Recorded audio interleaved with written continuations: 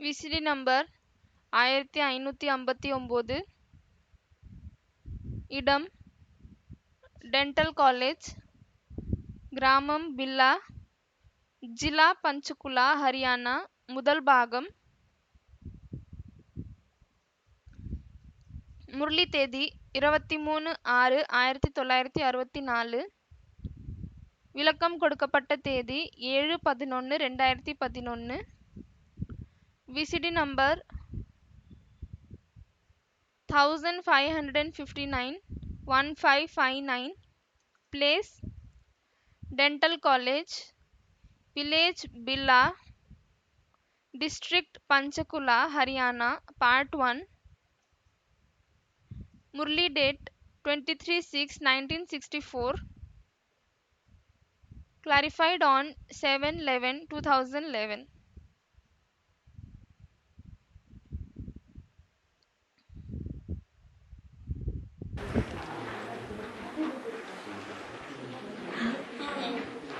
Om Shanti.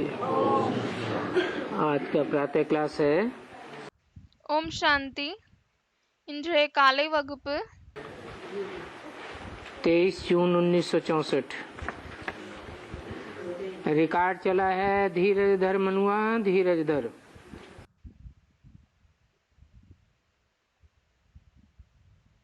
23 June 1964 பாடல் ஓடியிருக்கிறது.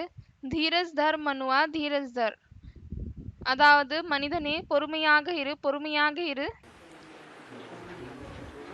मनुष्य जब बीमार होते हैं மனிதர்கள் எப்பொழுது நோய்வாய்ப்படுகிறார்களோ तो बीमारी से छूटने के लिए அப்பொழுது நோயிலிருந்து விடுபடுவதற்காக सर्जन धीरज देते हैं। அப்பொழுது சர்ஜன் பொறுத்து கொள்ளுங்கள் என்று சொல்கிறார்கள். कि धैर्य धारण करो, என்னவென்றால் பொறுமையாக இருங்கள். परंतु वो तो होती है जिस्मानी बीमारी, ஆனால் அது உடலுக்கான நோயாகும். और अभी तुम बच्चों को तो पता पड़ा है कि ये है रूहानी बीमारी। ஆனால் இப்பொழுது குழந்தைகளாகி உங்களுக்கு இது தெரிய வந்திருக்கு. என்னவென்றால் இது ரூஹானி பீமாரி, ஆத்மாவினுடைய நோயாகும்.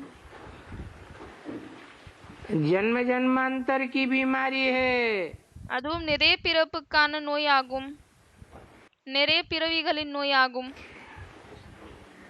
और रूह को ही रोग लगा हुआ है। மற்றும் ஆத்மாவிற்கு தான் அந்த நோய் பிடித்திருக்கிறது. इसलिए रूह को ही ज्ञान इंजेक्शन लगाए रहे हैं। அதனால்தான் ஆத்மாவிற்கு தான் ஞானத்தினுடைய இன்ஜெக்ஷனை கொடுக்கிறார். आत्मा को ही ज्ञान इंजेक्शन लगता है, ஆத்மாவிற்கு தான் ஞானத்தினுடைய இன்ஜெக்ஷனும் போடப்படுகிறது. ये ज्ञान का इंजेक्शन शरीर को तो नहीं लगता है। இந்த ஞானத்தினுடைய இன்ஜெக்ஷன் உடலுக்கு போடப்படுவதில்லை. कोई सुई व दवाई आदि भी नहीं है। அதே போல் எந்த ஒரு ஊசி இல்லை, ஆனால் மருந்து கூட இல்லை. ऐसे तो ये एक ही इंजेक्शन बहुत काफी है। எப்படி பார்த்தீங்கன்னா இந்த ஒரே ஒரு இன்ஜெக்ஷன் ரொம்பவே போதும். वो कौन सा इंजेक्शन है? அது என்ன இன்ஜெக்ஷன் ஆகும்? मनमना भव, மன்மனா பவ். मेरे मन के संकल्प में समा जा। என்னுடைய மனதின் எண்ணங்களில் நீ கலந்துவிடு. अर्थात अशरीरी भव। அப்படியானால் அசரீரி பவ், அதாவது உடல் இல்லாத நிலையை அடையுங்கள். ये इंजेक्शन है, இதுதான் ஊசி ஆகும், இன்ஜெக்ஷன் ஆகும். देही अभिमानी हो रहने से बच्चों का पवित्रता सुख शांति का वर्षा जमा होता रहेगा। ஆத்மாபிமானத்தில் இருந்தால் பிறகு குழந்தைகளின் தூய்மை, பிறகு சுகம், நிம்மதியினுடைய சொத்து சேமித்து கொண்டே இருக்கும். जितना जितना देही अभिमानी बन बाप को याद करते रहेंगे, எவ்வளவுக்கு எவ்வளவு தேகாபிமானத்தை விட்டுவிட்டு தந்தையை நினைவு செய்கிறீர்களோ उतना उतना वर्षा जमा होता रहेगा। அவ்வளவுக்கு அவ்வளவு ஆஸ்தி வந்து ஒன்று சேர்ந்து கொண்டே இருக்கும். बच्चे जानते हैं आधा कल्प के दुख दूर करने वाला बाबा आया हुआ है। குழந்தைகள் அறிவார்கள், இப்பொழுது அரை கல்பத்தினுடைய துக்கத்தை தூரம் செய்யக்கூடிய தந்தை பாபா வந்திருக்கிறார்.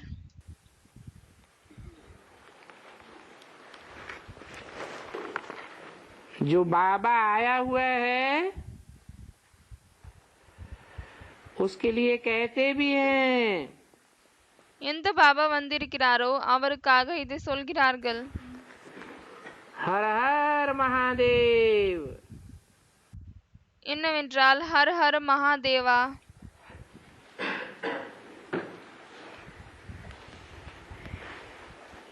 जन्म जन्मांतर के दुखों को हरने वाला है, पापों को हरने वाला है। நிறைய ஜன்மங்களின் துக்கங்களை நீர்க்கக்கூடியவர் ஆவார், அதே போல் பாவங்களையும் அழிக்கக்கூடியவர் ஆவார்.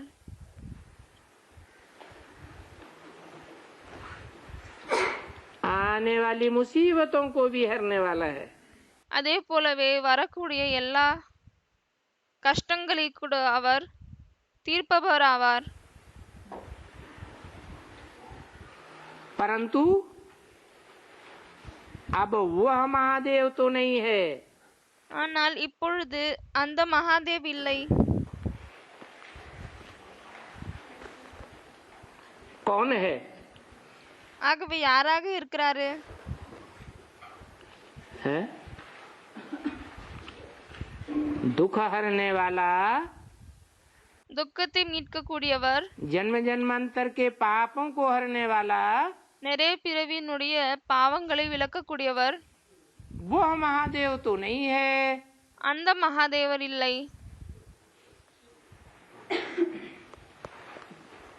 जिसको भक्ति मार्ग में पूजते हैं, யாரை வந்து பக்தி மார்க்கத்துல பூஜை பண்றாங்க அந்த மகாதேவ் இல்லை.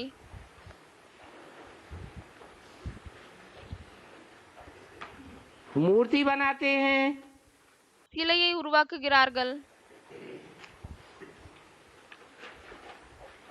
मूर्ति आत्मा की होती है। சிலை வந்து ஆத்மாவினுடையதாக இருக்கிறதா?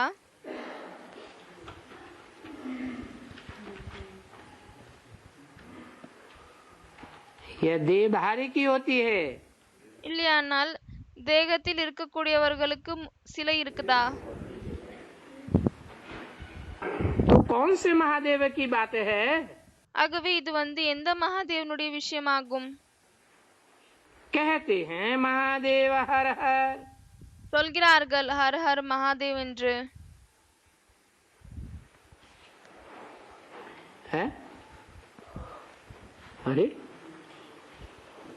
क्या गड़बड़ी हो गई भक्ति मार्ग में और ज्ञान मार्ग में? அரே இதுல வந்து என்ன தவறு ஏற்பட்டு விட்டது பக்தி மார்க்கத்தில் மற்றும் ஞான மார்க்கத்தில்? हैं? हाँ,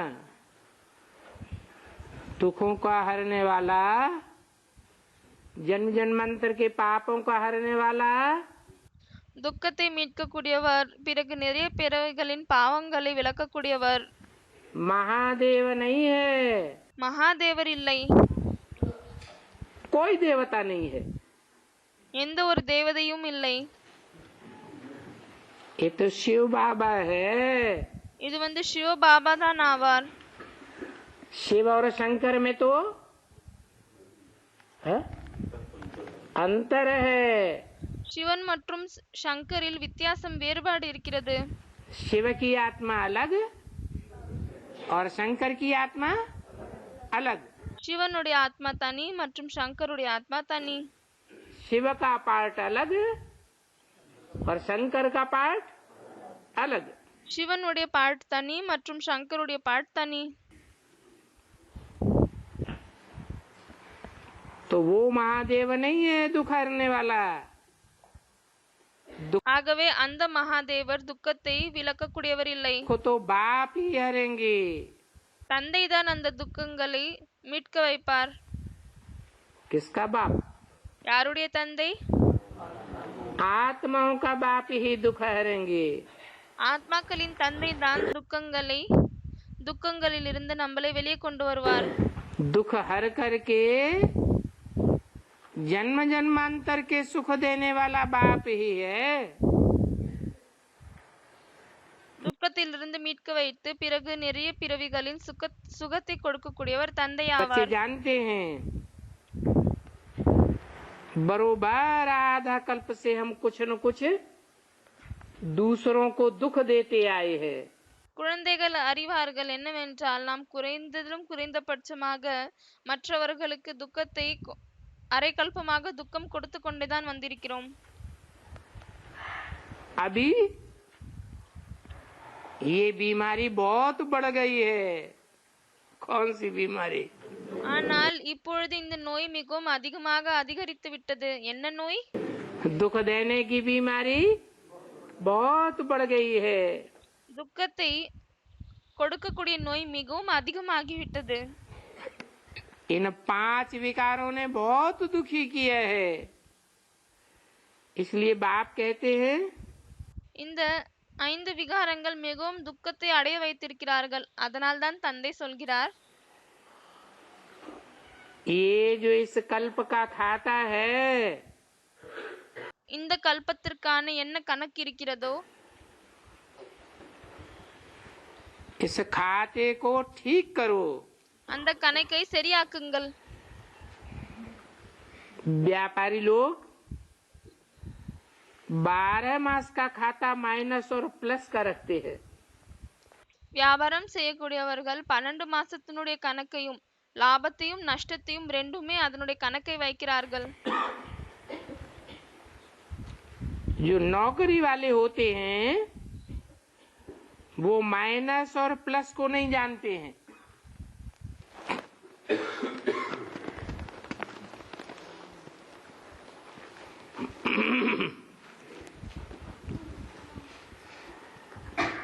யார் தொழில் செய்யக்கூடியவர்கள் இருக்கிறார்களோ அவர்கள் அந்த மைனஸ் பிளஸை அறிய மாட்டார்கள்.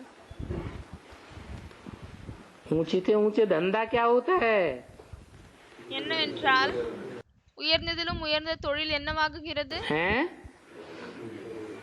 नौकरी का धंधा ऊंचे से ऊंचे होता है या व्यापार का धंधा ऊंचे से ऊंचे होता है? தொழில் செய்வது உயர்ந்ததிலும் உயர்ந்ததா இல்லையானால் வியாபாரம் செய்தது உயர்ந்ததிலும் உயர்ந்ததா? है? व्यापार का धंधा ऊंचे होता है। வியாபாரம் செய்வதுதான் உயர்ந்ததிலும் உயர்ந்த தொழிலாகும். तो ऊंचे से ऊंचे व्यापार का धंधा है। ये ஆகவே உயர்ந்ததிலும் உயர்ந்து வியாபாரம் செய்வதற்கான தொழிலாகும். कोई जिस्मानी व्यापार नहीं है। அதே போல் இது எந்த ஒரு உடலுக்கு சம்பந்தப்பட்ட தொழில் அல்ல, வியாபாரம் அல்ல. और सबसे ऊंचा धंधा होता है व्यापार में भी அதே போல் வியாபாரத்திலும் மிகவும் உயர்ந்த தொழில் என்னவாகும் என்றால் जवाहरात का। நகைக்கடை. तो तुम कौन से व्यापारी हो? ஆகவே நீங்கள் என்ன வியாபாரம் செய்கிறீர்கள்? हैं? हाँ, रूह है जैसे कि जवाहरात हैं। ஆத்மாக்கள் எப்படியானால் தங்கம் போல் ஆவார்கள். कितने प्रकार की रूह हैं? எத்தனை விதமான ஆத்மாக்கள் இருக்காங்க? हैं? 9 प्रकार की रूह हैं। 9 விதமான ஆத்மாக்கள் இருக்கிறார்கள். कोई पुखराज है, कोई हीरे भी हैं, சிலர் புக்ராஜ் ஆவாங்க, சிலர் வைரம் கூட இருக்காங்க, कोई माणिक हैं, कोई मोती हैं। சிலர் மாணிக்கம் இருக்காங்க, சிலர் வந்து முத்து போல இருக்காங்க.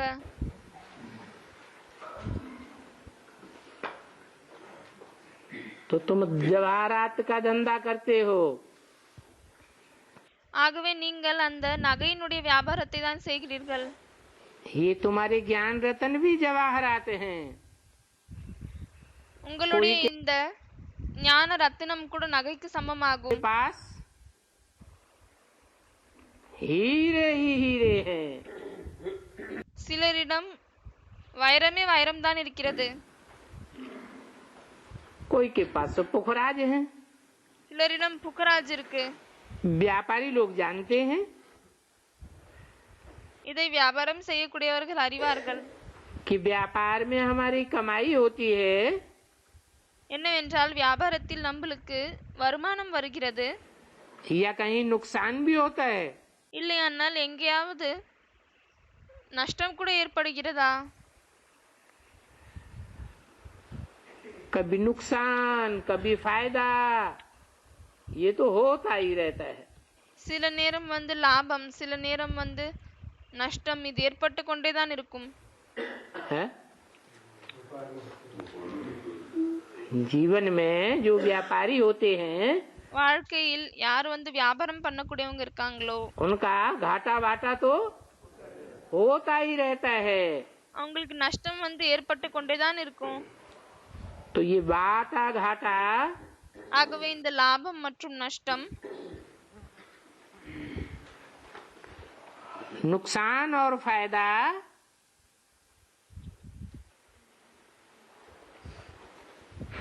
इस जन्म के ऊपर आधारित है।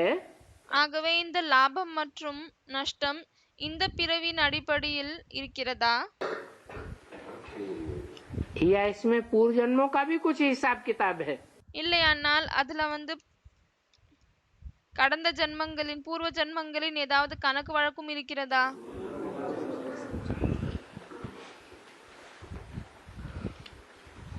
कभी हम बहुत सेवा करते हैं, சில நேரம் நம்ம ரொம்ப அதிகமாக சேவை செய்கிறோம், बहुत ज्ञान रत्नों का व्यापार करते हैं, बहुत प्रयास करते हैं, ரொம்ப ஞானரத்தினுடைய வியாபாரம் செய்கிறோம், ரொம்பவே முயற்சி செய்கிறோம், लेकिन निकलता कोई नहीं है। ஆனால் யாருமே வந்து வெளியே வர மாட்டாங்க. சேவையின் பலனாக யாருமே வெளியே வருவதில்லை. तो ये पूर्व जन्मों का हिसाब किताब है, ஆகவே இது வந்து கடந்த ஜென்மங்களின் கணக்கு வழக்கா, या इस जन्म का नुकसान है? இல்லையானால் இந்த பிறவினுடைய நஷ்டமா? पूर्व जन्म का हिसाब किताब है। கடந்த ஜென்மங்களின் கணக்கு வழக்குகள் ஆகும். बाप कहते हैं अभी तुम्हारा सारा खाता इस कल्प का ஆகவே தந்தை சொல்கிறார், இப்பொழுது உங்களுடைய அனைத்து கணக்கு, இந்த கல்பத்தினுடைய கணக்கு माइनस की तरफ चला गया है। மைனஸை நோக்கி சென்று விட்டது. तो कितने लोगों को समझाते हो, ஆகவே நீங்கள் எவ்வளவு பேருக்கு புரிய வைக்கிறீர்கள், ज्ञान रतन देते हो, ஞான ரத்தினங்களை கொடுக்கிறீர்கள், और फायदा बहुत होता है कि कम होता है? ஆனால் பலன் அதிகமாக ஏற்படுகிறதா இல்லையானால் குறைவாக ஏற்படுகிறதா? फायदा बहुत कम होता है। லாபம் வந்து ரொம்பவே கம்மியாக தான் ஏற்படுகிறது. अभी क्या करना है? ஆகவே இப்பொழுது என்ன செய்யணும்? है अभी माइनस को प्लस में बदलना है। இப்பொழுது அந்த மைனஸை பிளஸ்ல நம்ம மாத்தணும். माइनस की तरफ क्यों गया है? அது மைனஸை நோக்கி ஏன் சென்றது? है कोई कारण है? ஏதாவது காரணம் இருக்கிறதா? माइनस की तरफ इसलिए गया है कि तुम देह अभिमानी बन पड़े हो। அது மைனஸை நோக்கி ஏன் சென்றது என்றால் நீங்கள் தேக அபிமானியாக ஆகிவிட்டீர்கள், அதனால்தான். जो भी प्रयास करते हो என்னவெல்லாம் முயற்சி செய்கிறீர்களோ ज्ञान रतन का धंधा करने का, ஞான ரத்தினங்களுடைய தொழில் செய்வதற்காக उसमें याद की यात्रा रहती है அதுல நினைவினுடைய யாத்திரை இருக்கிறதா या देवान में ज्यादा रहते हो? இல்லையானால் தேகாபிமானத்தில் அதிகமாக இருக்கிறீர்களா? इसलिए रिजल्ट नहीं निकलता। ஸ்டூடெண்ட் சொல்றாங்க தேகாபிமானத்தில் அதிகமாக இருக்கிறோம். அதற்கு பாபா சொல்கிறார் அதனால்தான் ரிசல்ட் வெளியே வருவதில்லை, माइनस में चला जाता है। அனைத்தும் மைனஸை நோக்கி சென்று விடுகிறது. तो तुम देह अभिमानी बन पड़े। ஆகவே நீங்கள் தேகாபிமானியாக ஆகிவிட்டீர்கள். किसने देह अभिमानी बनाया? யார் உங்களை தேகாபிமானியாக ஆக்குனாங்க? माया रावण ने देह अभिमानी बनाया। மாயை ராவணன் உங்களை தேகாபிமானியாக ஆக்கிவிட்டது. एक ने नहीं बनाया ஒருத்தர் அப்படி ஆக்கவில்லை. है? एक ने बनाया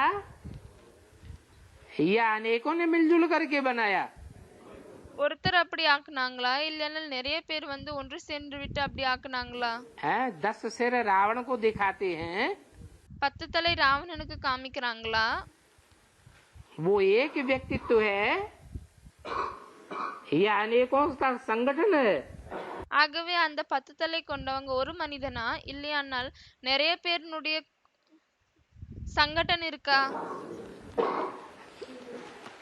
माया रावण ने तुम्हारा खाता ही खराब कर दिया। ஆகவே மாயா ராவணன் உங்களுடைய கணக்கையே வந்து கெடுத்து விட்டது.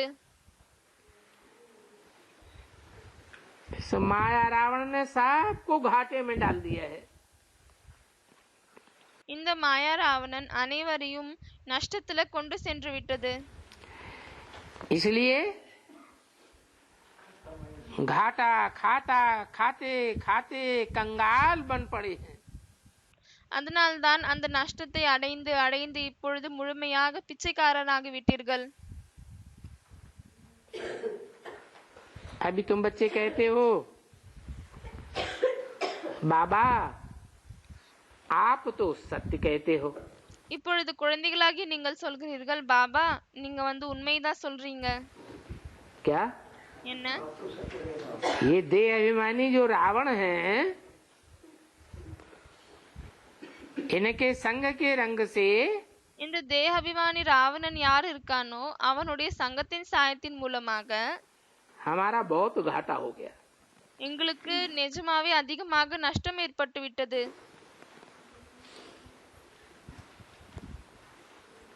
कोई धंधा करते हैं, पार्टनर बनाते हैं कि नहीं? யாராவது தொழில் செய்யறாங்க அப்பொழுது கூடவே பார்ட்னர் வைக்கிறாங்களா இல்லையா? जिसको पार्टनर बनाते हैं उसका संग तो करना पड़ता है। ஆகவே யாரை வந்து பங்குதார் ஆக்குறாங்களோ அவங்களுடைய தொடர்பில் வர வேண்டியதாக இருக்கிறது இல்லையா? तो कोई कोई पार्टनर बड़े चालाक होते हैं। ஆகவே சிலர் பங்குதார் வந்து ரொம்பவே புத்திசாலியா இருக்காங்க. है बजाय फायदा आधा आधा करने के घाटा ही घाटा दिलवा देते हैं। அவங்க என்ன பண்றாங்க என்றால் பாதி பாதி லாபம் ஏற்படுத்தணும், அதை தவிர வந்து அவங்க முழுமையாக நஷ்டத்தை தான் वो கொடுக்கறாங்க. घाटा खाते खाते हम बिल्कुल कंगाल बन पड़े हैं। ஆகவே அந்த நஷ்டத்தை அடைந்து அடைந்து நாம் முழுமையாக இப்பொழுது பிச்சைக்காரர்கள் ஆகிவிட்டோம். तो तुम बच्चे कहते हो बाबा आप तो बहुत सत्य कहते हो। ஆகவே குழந்தைகளாக நீங்கள் சொல்கிறீர்கள் பாபா நீங்க ரொம்பவே அதிகமாக உண்மையை தான் சொல்றீங்க. तो बार इस माया रावण ने हमको बहुत घाटा डाला है। இப்பொழுது அதிகமாக இந்த மாயை ராவணன் நம்மளுக்கு நஷ்டத்தை தான் ஏற்படுத்த வைத்திருக்கிறது. घाटा होते होते अब हम सब कौड़ी तुल्य तुच्छ बन पड़े हैं। ஆகவே இப்பொழுது நாம் அந்த நஷ்டத்தை அடைந்து அடைந்து முழுமையாக சோழிக்கு சமமாக ஆகிவிட்டோம், தாழ்ந்தவர்கள் ஆகிவிட்டோம். क्या? என்ன? कौन? யாரு? कौन बन पड़े யாராகிவிட்டனர்? हैं? हम सब நாம் அனைவரும். कौन है? ஆகவே நாம் அனைவரும் என்றால் நாம் அனைவரும் யார் ஆவாங்க? हैं? आत्मा है। யாரோ சொல்றாங்க ஆத்மா. அதுக்கு பாபா கேக்குறாரு ஆத்மாக்களா? कौड़ी तुल्य बन पड़े। ஆத்மாக்கள் சோழிக்கு சமமாகி விட்டதா? आत्मा कौड़ी तुल्य कैसे? ஆகவே ஆத்மா எப்படி சோழிக்கு சமமாகி விட்டது? आत्मा तो अच्छी चीज है कि कौड़ी तुल्य है? ஆத்மா நல்ல பொருளா இல்லையானால் சோழிக்கு சமமானதா? हैं? आत्मा तो हीरे तिल्य, फिर ये क्यों कहा? ஆத்மா வைரத்திற்கு சமமாகும். ஆகவே இது ஏன் சொல்லிட்டாங்க? आत्मा कौड़ी तुल्य बन पड़े। என்னவென்றால் ஆத்மா சோழிக்கு சமமாகி விட்டது என்று. क्योंकि सुबह से शाम तक कौड़ी ज्यादा याद आती है। ஏனென்றால் காலையிலிருந்து மாலை வரை சோழிதான் அதிகமாக நினைவில் வருகிறது. आत्मिक स्थिति कम रहती है। ஆத்மீக நிலை கம்மியாக இருக்கிறது. कितने तुच्छ बन पड़े। ஆகவே எவ்வளவு தாழ்ந்தவர்கள் ஆகிவிட்டோம். कुबेर जैसे खजानी थे। குபேர் போல நாம் ரொம்பவே பணக்காரராக இருந்தோம். क्या? என்ன? कैसे खजाना था हमारा? நம்மளிடம் எப்படிப்பட்ட கஜானா இருந்தது? कुबेर जैसा खजाना था। குபேரர் போல கஜானா இருந்தது. कुबेर कौन है? இந்த குபேரன் யாரு? हैं? हैं? जो ज्ञान रत्नों का खजाना है वो सारे खजाने का मालिक है।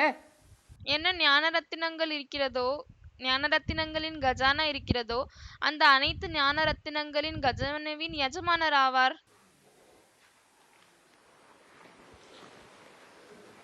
हम कुबेर जैसे थे। நாம் குபேரன் போல் இருந்தோம். अभी सत्य बाप हमको नर से नारायण बनने की मत दे रहे हैं। இப்பொழுது உண்மையான தந்தை நமக்கு நரனிலிருந்து நாராயணன் ஆகுவதற்கான வழியை சொல்கிறார். जिस श्रीमत से हम श्रेष्ठ बनेंगे எந்த ஸ்ரீமத் மூலமாக நாம் சிரேஷ்டமானவர்களாக ஆகுவோம். और उस श्रीमत से हमारा आधा कल्प का जमा हो जाएगा। பிறகு அந்த ஸ்ரீமத்தின் மூலமாக நமக்கு அரை கல்பத்திற்காக அனைத்தும் சேமிப்பாகிவிடும். और ये ऐसा खाता हमारा एक ही बार होता है। மற்றும் இப்படிப்பட்ட கணக்கு நம்மளுக்கு ஒரே தடவை தான் ஏற்படுகிறது. अभी बाप कहते हैं इसलिए अच्छी रीति खाता जमा करना है। அதனால்தான் இப்பொழுது தந்தை சொல்கிறார் மிகவும் நல்ல விதமாக நம்மளுடைய அக்கவுண்டை நாம் நிரப்பிக்கணும். श्रेष्ठ ते श्रेष्ठ पद पाना है। சிரேஷ்டத்திலும் சிரேஷ்டமான பதவியை அடையணும் என்றால் तो देही अभिमानी बन बाप को याद करो। தேகத்தை மறந்துவிட்டு தந்தையை நினைவு செய்யுங்கள். आत्मा ही पतित बनती है। ஆத்மாதான் பतितமாகுகிறது. इसलिए आत्मा को ही पाप आत्मा, पुण्य आत्मा, महात्मा कहा जाता है। அதனால்தான் ஆத்மாவை தான் பாபாத்மா, புண்ணியாத்மா, மகாத்மா என்று சொல்லப்படுகிறது. पाप शरीर तो नहीं कहा जाता है। பாப் சரீர் என்று சொல்லப்படுவதில்லை. और पाप आत्मा बनाती है माया रावण। மற்றும் மாயா ராவணன் தான் அப்படி பாபாத்மாவாக ஆக வைக்கிறது. बाप को याद ही नहीं करते हैं तो पुण्यात्मा कैसे बने? தந்தையை நினைவு செய்வதே இல்லை என்றால் பிறகு புண்ணியாத்மாவாக எப்படி ஆக முடியும்? अशुद्ध अहंकार है नंबर 1 भूत। அசுத்தமான அகங்காரம் தான் முதல் நம்பர் பேயாகும், பூதமாகும். माया ने कितना घाटा डाला है।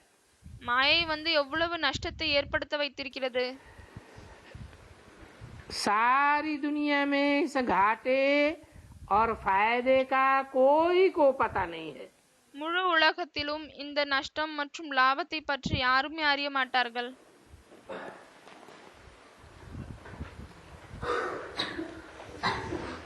ये फायदा और घाटा तो बाप ही आकर के बतलाते हैं. இந்த லாபம் மற்றும் நஷ்டத்தை பற்றி தந்தை தான் வந்துவிட்டு சொல்கிறார். श्रीमद् भगवान वाच. ஸ்ரீமத் பகவான் உவாச் சொல்கிறார். ये बातें बताने वाला एक ही बाप है. இந்த அனைத்து விஷயங்களையும் சொல்லக்கூடியவர் ஒரே ஒரு தந்தை தான் ஆவார். जो आकर के राजयोग सिखलाते हैं. யார் வந்துவிட்டு ராஜயோகத்தை கற்பிக்கிறார். ऐसे नहीं कि ब्रह्मा के तन से ज्ञान सुनाकर चले जाते हैं. இப்படி கூட இல்லை. என்னவென்றால் பிரம்மாவினுடைய உடல் மூலமாக ஞானத்தை சொல்லிவிட்டு சென்று விடுகிறார். और हम अपने आप ही राजयोग सीखते रहते हैं. பிறகு நாம் வந்து தானாவே ராஜயோகத்தை கற்றுக்கொண்டே இருக்கிறோம். नहीं, இப்படி இல்லை. ये सारा संगम युग बहुत फायदे का युग है. இந்த முழு சங்கம் யுகமும் மிகவும் லாபத்திற்கான யுகம் ஆகும்.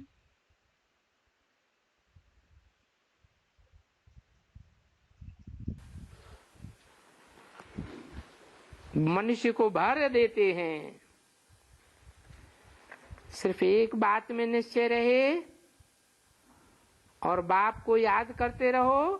வெறும் இந்த ஒரு விஷயத்தில் நிச்சயம் இருக்கணும் மற்றும் தந்தை நினைவு செய்து கொண்டே இருங்கள்.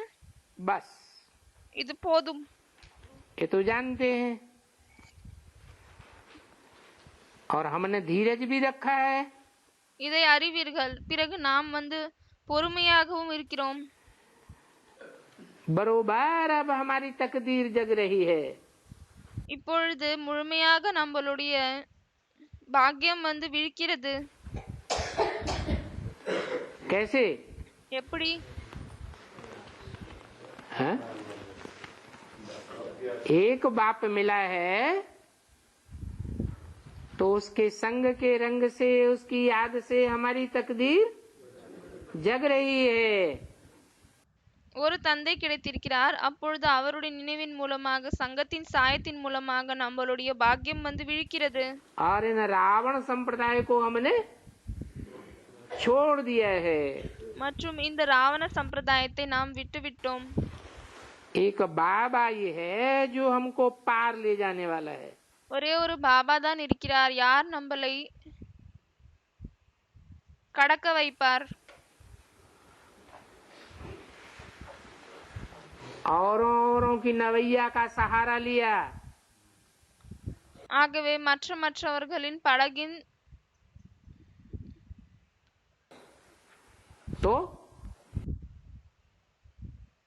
மற்றவர் படகின் உதவியை நாம் எடுத்துக்கொண்டோம் என்றால் तो डूब जाने की संभावना है. அப்பொழுது முழுகுவதற்காக சான்சஸ் இருக்கு. कहते भी हैं एक बाप दूसरा न कोई. சொல்லவும் செய்கிறார்கள், ஒரு தந்தை வேறு யாரும் இல்லை.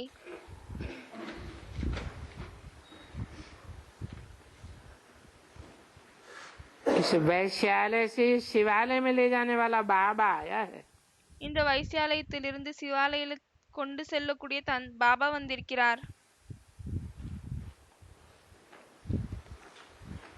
तो तुम्हारी नवैया का खिवैया तो एक ही है. ஆகவே உங்களுடைய படகின் படகொட்டி ஒரே ஒருத்தர் தான். हैं? कौन सी नवैया? எந்த படகு? ये शरीर रूपी नवैया இந்த உடலாக இருக்கக்கூடிய படகு. जो विषय वैतरणी नदी में कहो, विषय सागर में कहो, पड़ी हुई है. எது வந்து விஷம் நிறைந்த கடல் இல்லையானால் நதி என்று சொல்லுங்கள், அதில் இருக்கிறதோ, या मझधार में पड़ी हुई है, இல்லையானால் நடுவுல இருக்கோ, उसको पार ले जाने वाला. அதை கரைக்கு கொண்டு செல்லக்கூடியவர். कहाँ? எங்கு? पार माने कहाँ?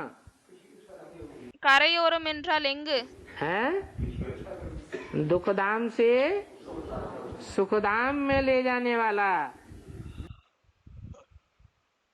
துக்கதாமத்திலிருந்து சுகதாமத்திற்கு கொண்டு செல்லக்கூடியவர் एक ही खिवैया है। ஒரே ஒரு படகோட்டி தான். अच्छा, நல்லது. इसे शरीर को पार ले जाएगा। இந்த உடலை அவர் கடக்க வைப்பாரா, கரையோரம் கொண்டு செல்வாரா? कि आत्मा को पार ले जाएगा। இல்லையானால் ஆத்மாவை கரையோரம் கொண்டு செல்வாரா? अरे யாரோ சொல்றாங்க ரெண்டையும் கூட்டுன்னு போவாங்க. அதுக்கு பாபா சொல்றாரு, जब कह दिया खिवैया एक ही है, எப்பொழுது சொல்லிவிட்டாங்க என்னவென்றால் ஒரே ஒரு படகோட்டி தான் இருக்காரு. तो आत्मा और शरीर दोनों का खिवैया है, ऐसे थोड़े ही। அப்பொழுது அவர் கண்டிப்பாக ஆத்மா மற்றும் உடல் ரெண்டுத்துக்குமே படகோட்டி ஆவார். कि नवैया में बैठने वाला डूब जाएगा और नवैया को पार ले जाएगा। இப்படி இல்லை. என்னவென்றால் படகுல உட்கார்ந்து இருக்கக்கூடியவங்க முழுகிடுவாங்க மற்றும் அந்த வெறும் படகை மற்றும் கரையில கொண்டு செல்வார். அப்படி இல்லை. कैसा खिवैया है? அவர் எப்படிப்பட்ட படகோட்டி ஆவார்? बिठैया को भी ले जाएगा அந்த படகில் அமர்ந்து கொண்டிருக்கக்கூடியவரையும் கொண்டு செல்வார். और नवैया को भी पार ले जाने वाला एक ही बाप है। மற்றும் அந்த படகை கூட கரைக்கு கொண்டு செல்லக்கூடியவர் ஒரே ஒரு தந்தை தான் ஆவார். वो पतित पावन खिवैया है। அவர் பதித்த பாவன் ஆவார். படகோட்டி பதித்த பாவனர் ஆவார். क्या? என்ன? नाव को खेते हैं ना, तो कैसे खेते हैं? है? एक तो चप्पू होते हैं, படகை ஓட்டுறாங்க. அப்பொழுது அதை எப்படி ஓட்டுறாங்க? और दूसरे है? हाँ, माझी माझी माने खिवैया। चप्पू से नाव आगे बढ़ती है और हाँ, ஒன்னு படகை ஓட்டுவதற்கான யந்திரம் இருக்கும். இரண்டாவது அதில் படகோட்டியும் இருப்பாரு. और उसका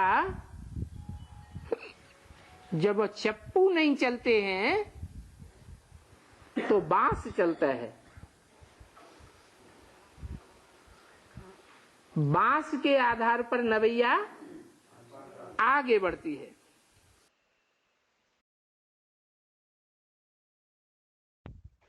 ஒன்னு துடுப்பை உபயோகிக்கிறார்கள். இரண்டாவது இல்லையானால் ஒரு கொம்பு கூட யூஸ் பண்றாங்க, உபயோகத்தில் கொண்டு வருகிறார்கள்.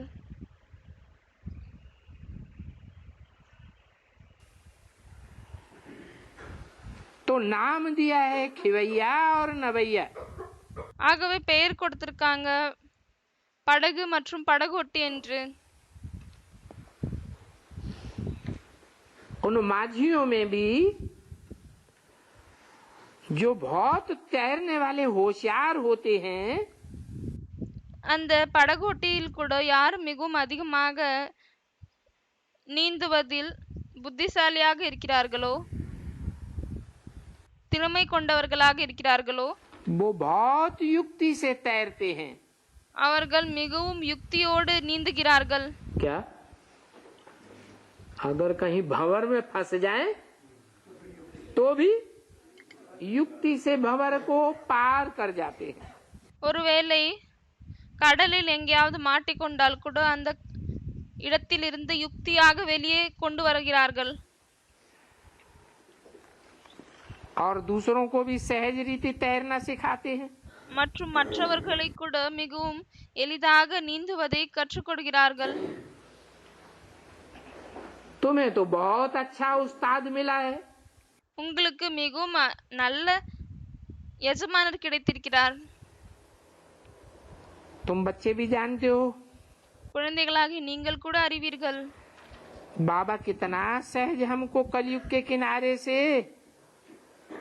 பாபா எவ்வளவு எளிதாக நம்மளை கலியுகத்தில் கரையில் இருந்து सतयुग के किनारे ले जा रहे हैं। சத்தியுகத்தின் கரை பக்கம் கொண்டு செல்கிறார்.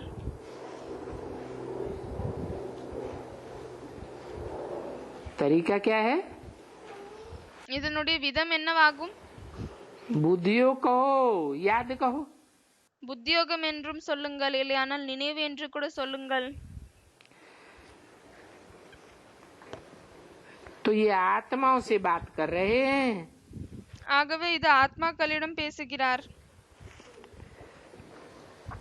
बाप ही आए हैं आत्माओं की ज्योति जगाने.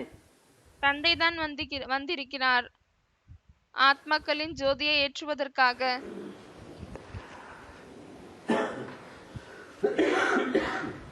ज्योति जगाते हैं. इनको क्षमा भी कहा जाता है. ஜோதியை ஏற்றுகிறார், அதை வெளிச்சம் என்று கூட சொல்லப்படுகிறது.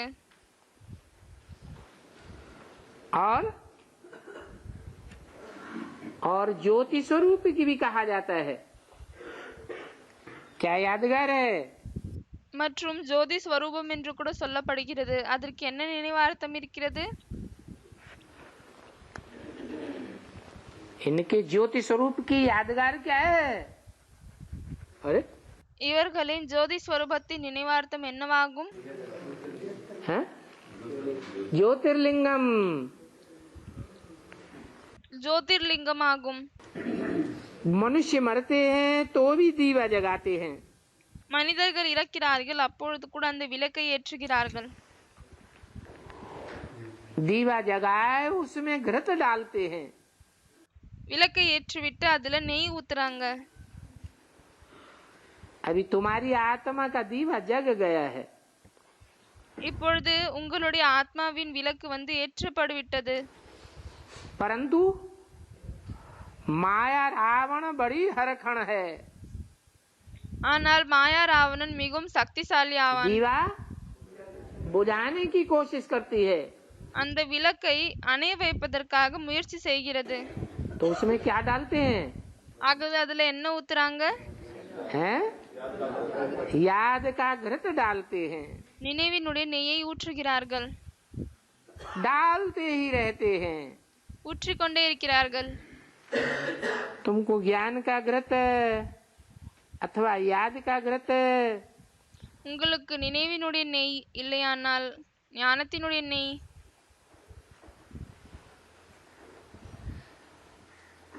आधा कल्प से लेकर के அரை கல்பத்திலிருந்து कहां से भी नहीं मिला है.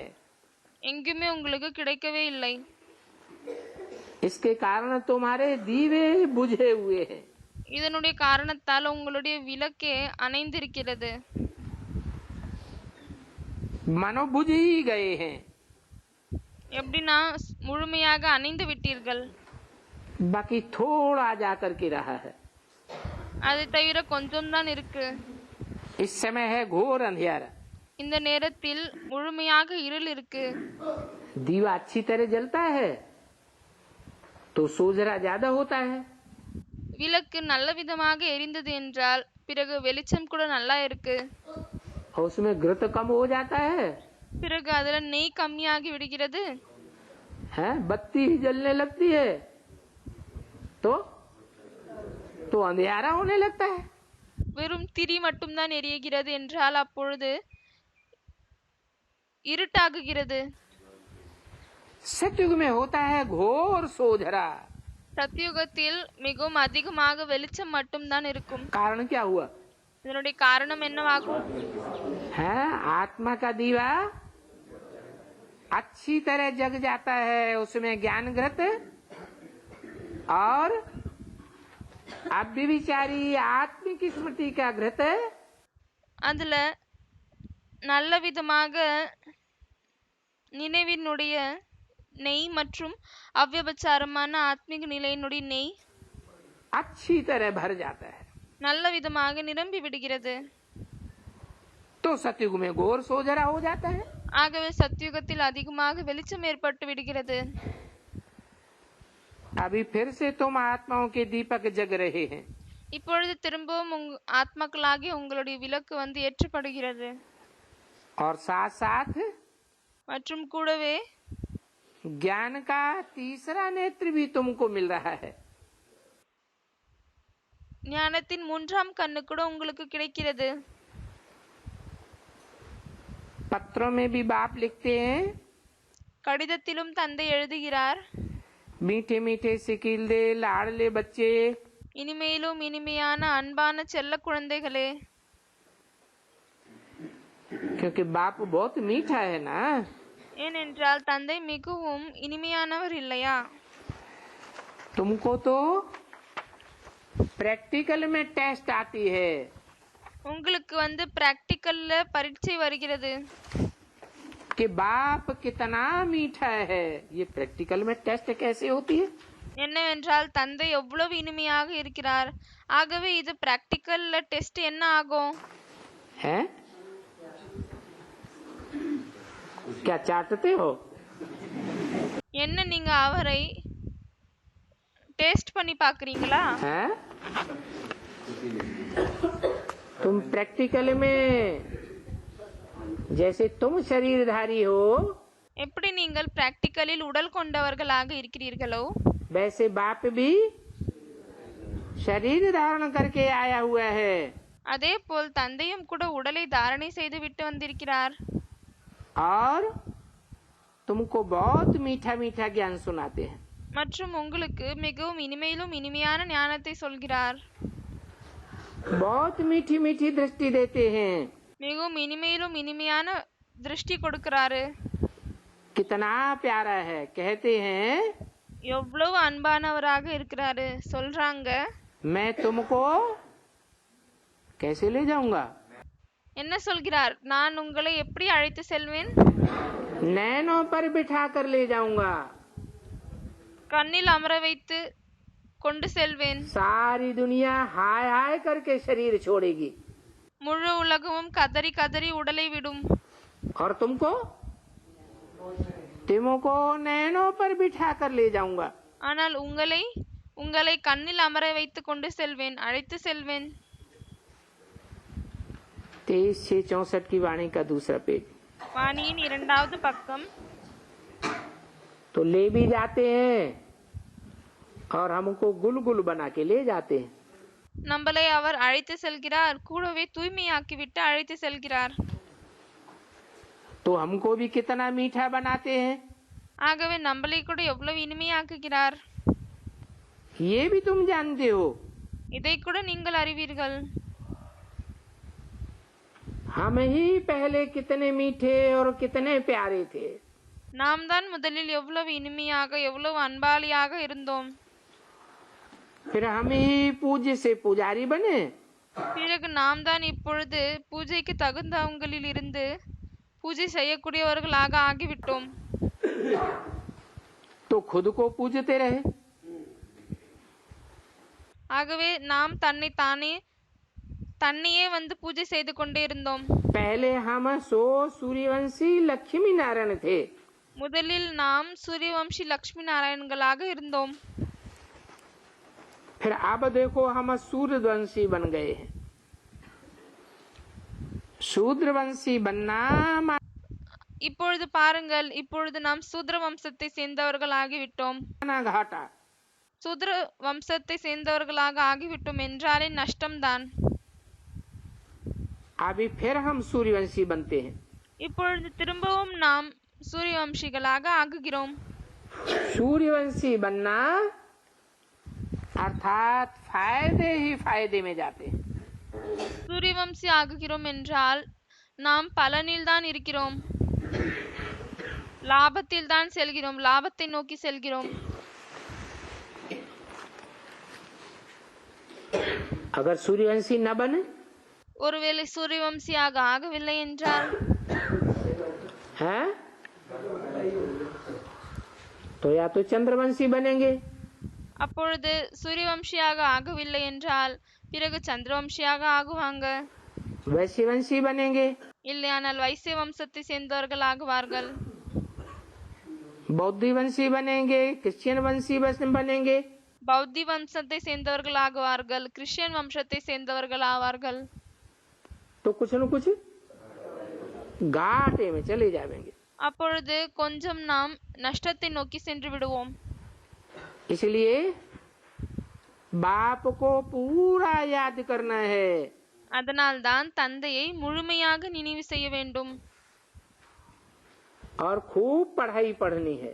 மற்றும் மிகவும் அதிகமாக படிப்பை படிக்க வேண்டும்.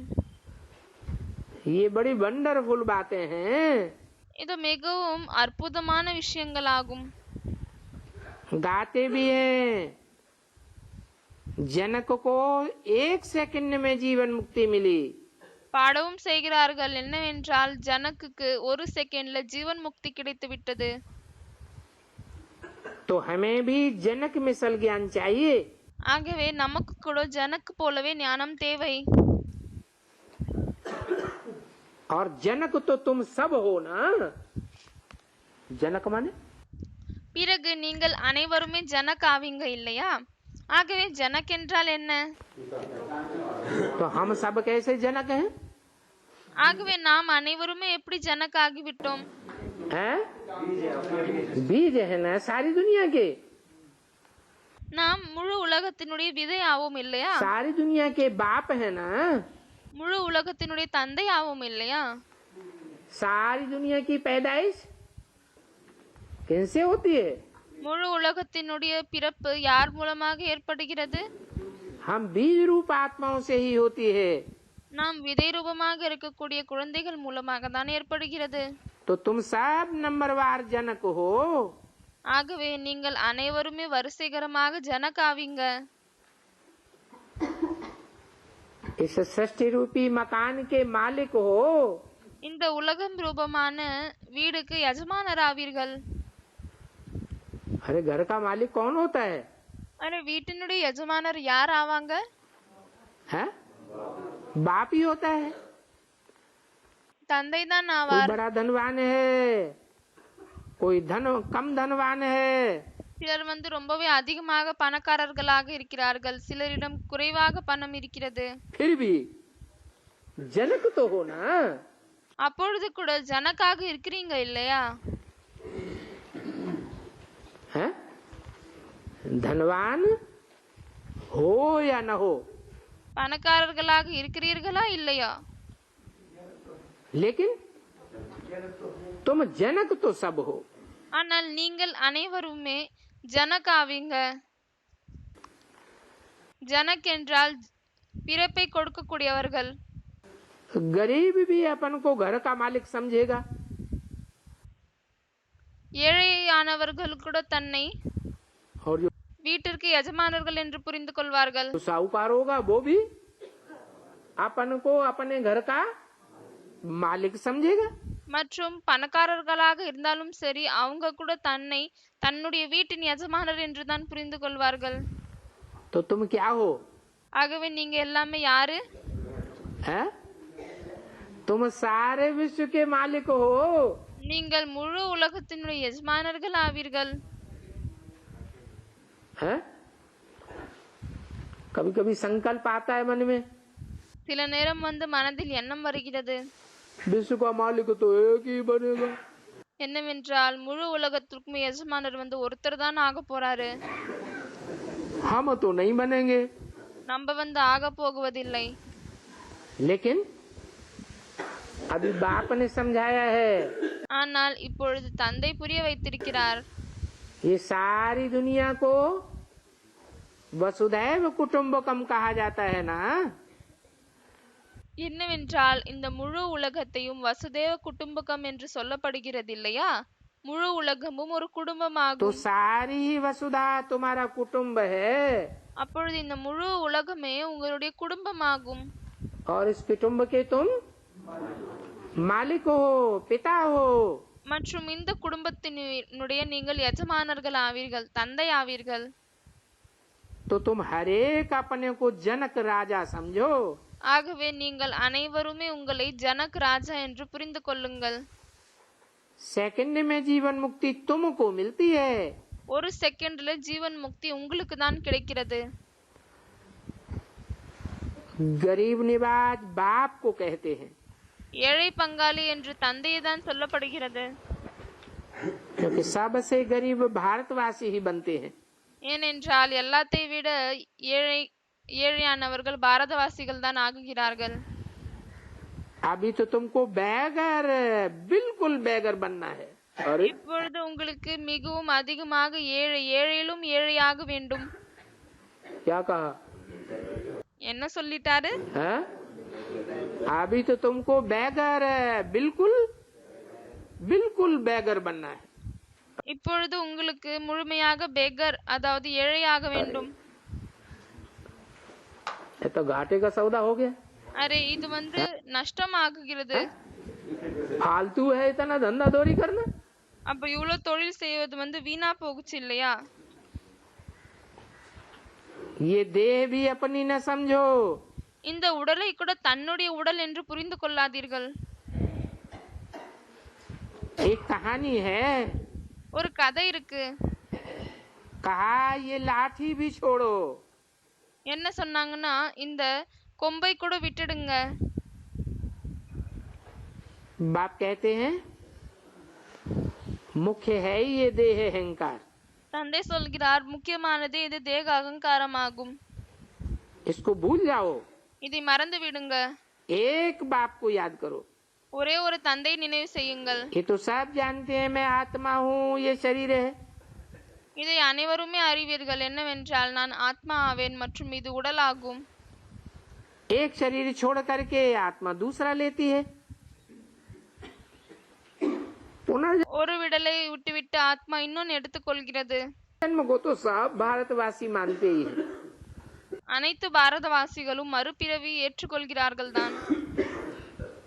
जरूर जिस युग में रहेंगे पुनर्जन्म भी जरूर उसी युग में मिलेगा। கண்டிப்பாக எந்த யுகத்தில் இருப்பார்களோ மறுபிறவி கூட அதே யுகத்தில் தான் கிடைக்கும். 84 जन्म है ना, 84 பிறவிகள் இருக்கிறது இல்லையா? तो ये 84 का चक्कर है। ஆகவே இது 84னுடைய சுழற்சி ஆகும். लेकिन इस चक्कर में शुरुआत किससे होती है? ஆனால் இந்த சுழற்சியில் ஆரம்பம் யார் மூலமாக ஏற்படுகிறது? है इस्लामियों से शुरुआत होती है, क्रिश्चियन से शुरुआत होती है। இஸ்லாமிகள் மூலமாக தொடங்குகிறதா கிறிஸ்டியன் மூலமாக தொடங்குகிறதா? किससे शुरुआत होती है? யார் மூலமாக தொடங்குகிறது? ये तुम बच्चों से ही आदि शुरू होती है। இந்த ஆரம்பம் குழந்தைகளாகி உங்கள் மூலமாக தான் தொடங்குகிறது. तो तुम सब नंबरवार आदि देव हो। ஆகவே நீங்கள் அனைவருமே வரிசைகரமாக ஆதி தேவர்கள் ஆவீங்க. आदि देव के बच्चे भी आदि देव, ஆதி தேவனுடைய குழந்தைகளும் கூட ஆதி தேவர்கள் ஆவாங்க. फिर नीचे आते हो। அதற்கு பிறகுதான் கீழே வருகிறீர்கள். तो ये हुआ तुम्हारा 184 का सुदर्शन चक्र। இதுதான் உங்களுடைய 84 ஜன்மங்களின் சுயதர்சன சக்கரம் ஆகும். और इसको समझने के लिए तुमको ज्ञान का तीसरा नेत्र भी मिला हुआ है। மற்றும் இதை புரிந்து கொள்வதற்காக உங்களுக்கு ஞானத்தினுடைய மூன்றாவது கண்ணு கூட கிடைத்திருக்கிறது. जितना बाप को याद करेंगे எவ்வளவுக்கு எவ்வளவு தந்தையை நினைவு செய்வீர்களோ उतना तुम ऊंच पद पावेंगे। அவ்வளவு நீங்கள் உயர்ந்த பதவியை அடைவீர்கள். ये तो जानते हो இதை நீங்கள் அறிவீர்கள் தான். कि जीवन मुक्त तो सभी देवताएं हैं। என்னவென்றால் அனைத்து தேவதைகளும் வாழ்க்கையில் துக்கத்திலிருந்து விடுபட்டவர்கள் தான், हैं? ஜீவன் முக்தியை அடைந்தவர்கள் தான். सभी देवताएं जीवन मुक्त हैं। அனைத்து தேவதைகளும் ஜீவன் முக்தாக இருக்கிறார்களா? வாழ்க்கையிலிருந்து விடுபட்டு இருக்கிறார்களா? हैं? जो भी देवी देवताएं हैं वो सभी जीवन मुक्त हैं। என்ன தேவி தேவதைகள் எல்லாம் இருக்கிறார்களோ அவர்கள் வாழ்க்கையிலிருந்து விடுபட்டு இருக்கிறார்களா? नहीं, இல்லையா? अरे कितने हैं देवी देवताएं टोटल? அரே முழு தேவி தேவதைகளும் எவ்வளவு இருக்காங்க? सभी जीवन मुक्त हैं। அனைவருமே ஜீவன் முக்தியை அடைந்தவர்களா? नहीं है? हैं? அடையவில்லையா என்ன?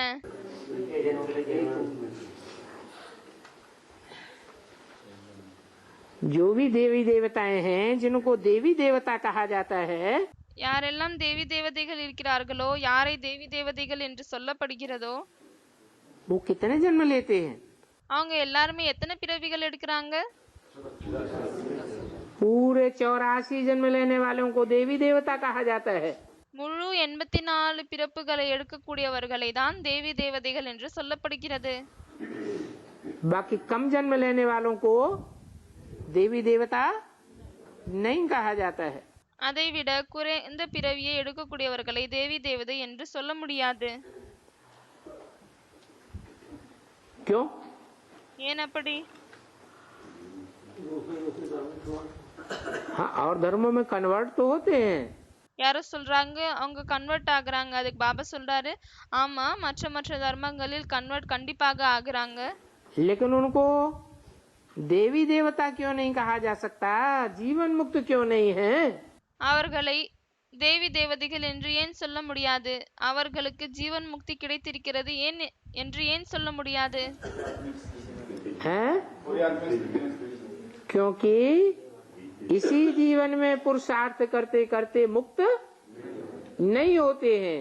அவர்களை ஜீவன் முக்தி என்று ஏன் சொல்ல முடியாது என்றால், இதே வாழ்க்கையில் முயற்சியை செய்து கொண்டே அவர்களுக்கு விடுதலை கிடைப்பதில்லை.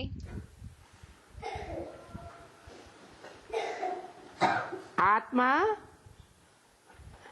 देह अभिमान के बंधन में ही रह जाती है। ஆத்மா தேக அபிமானத்தினுடைய பந்தனத்தில்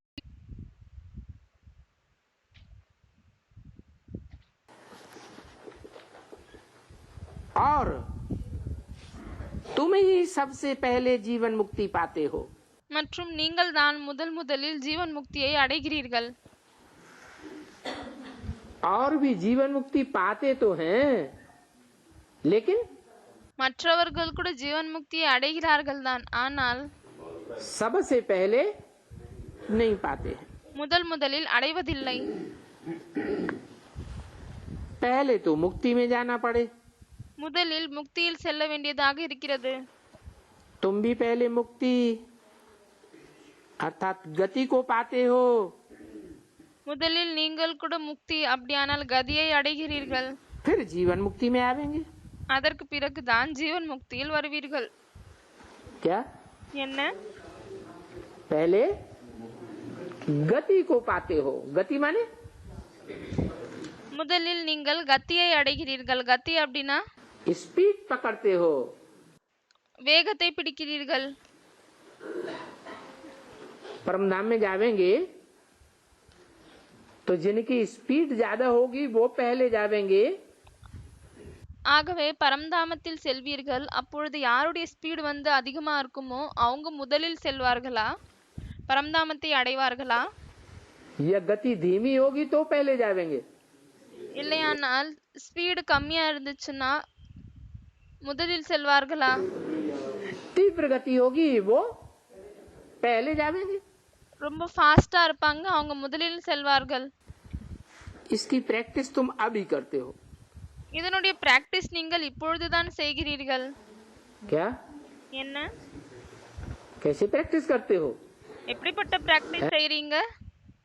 गीता में लिखा है अभ्यासेन तो कौन्ते वैराग्येण च गृह्यते। பாபா கீதையினுடைய ஸ்லோகம் சொல்கிறார். கீதையில் எழுதப்பட்டிருக்கிறது, அபியாசேனத்து கௌந்தேய வைராகேணச்ச கிரீஹதே. इस संसार से वैराग आ जाए। இந்த உலகத்திலிருந்து வைராகியம் வந்துவிட வேண்டும்.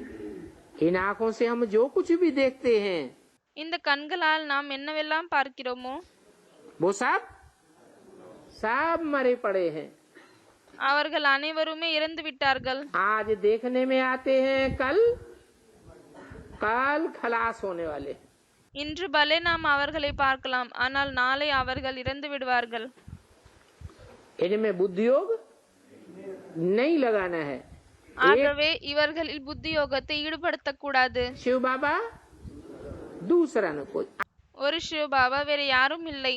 अंत तक हमारा साथी रहेगा। அவர்தான் கடைசி வரை நம்மளுடைய துணையாளியாக இருப்பார். कौन? யாரு?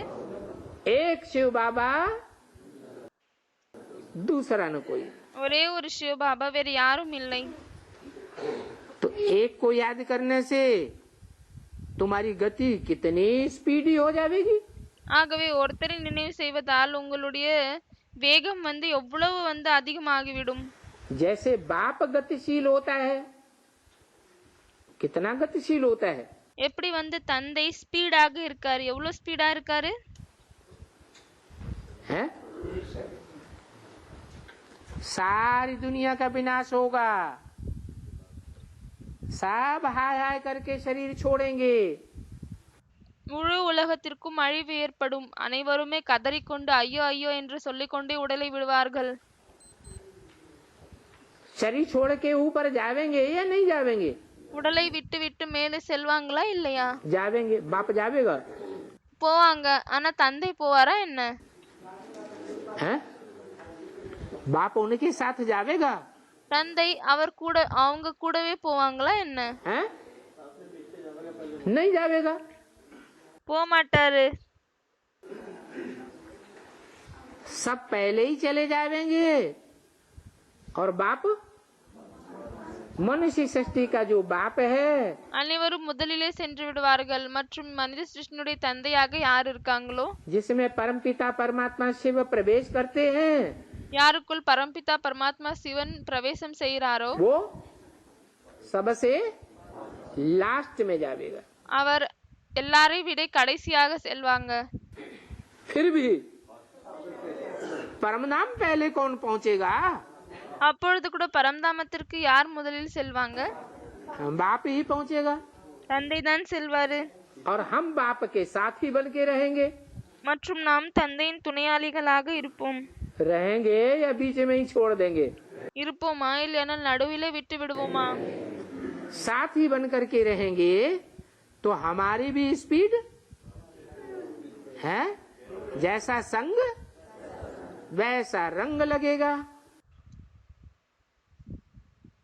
துணையாளியாக இருப்போம் என்றால் பிறகு நம்மளுடைய வேகம் கூட எப்படி இருக்கும்? எப்படிப்பட்ட தொடர்போ அப்படிப்பட்ட சாயம்தான் ஏறும். हम भी स्पीडी हो जाएंगे, நம்ம கூட மிக வேகமாக செல்வோம். हम भी गतिशील हो जाएंगे, நாம் கூட வேகம் நிறைந்தவர்களாக ஆகிவிடுவோம். हमारी गति दुनिया वालों के मुकाबले सबसे पहले होगी। நம்மளுடைய வேகம் உலகத்தில் இருக்கக்கூடியவர்கள் அனைவரை விட முதலில் இருக்கும். स्वर्ग में भी पहले पहले हम देवी देवताएं आवेंगे। ஸ்வர்க்கத்திலும் முதலில் நாம் தேவி தேவதைகள் தான் வருவோம். ये भी नियम है। இது கூட நியமமாகும். क्या? என்ன? कि जो पहले पहले गतिवान होकर के पहले जावेंगे परम धाम में, बाप के घर में, என்னவென்றால் யார் முதலில் வேகமாக இருந்து தந்தையினுடைய வீடாக இருக்கக்கூடிய பரம்தாமத்திற்கு முதலில் செல்கிறார்களோ वो पहले पहले सुखधाम में आवेंगे। दुनिया में भी क्या होता है? அவர்கள் தான் முதலில் சுகதாமத்திலும் வருகிறார்கள். ஆகவே உலகத்திலும் கூட என்ன நடக்கிறது? दुनिया का कोई ऐसा मिसाल है உலகத்தில் ஏதாவது இப்படிப்பட்ட எடுத்துக்காட்டு இருக்கிறதா? इस बात का? இந்த விஷயத்திற்கான எடுத்துக்காட்டு है? क्या मिसाल है?